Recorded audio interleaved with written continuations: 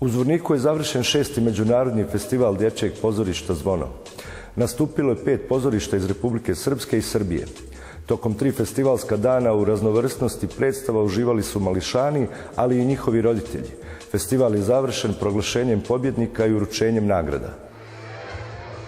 Za najbolju predstavu festivala proglašena je predstava S one strane bajke, koju su izveli mladi glumci Gradskog pozorišta iz Jagodine, i nagrada za najbolju režiju pripala je Jagodincima, tačnije reditelju Petru Mitiću. Znate šta, na prvom mjestu ovo je dečji festival i poenta je napraviti predstavu koja će deci da se svidi. A žiri je tu da odluči nešto drugo, režiju, scenografiju. Tročlani žiri nije imao dilemu.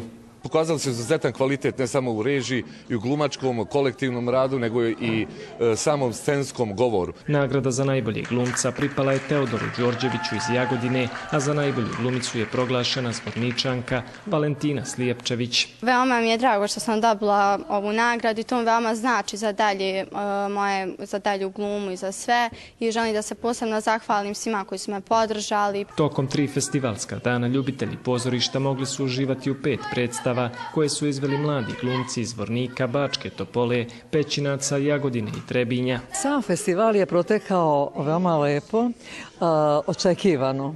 I srećni smo što se ovako sve lepo završilo.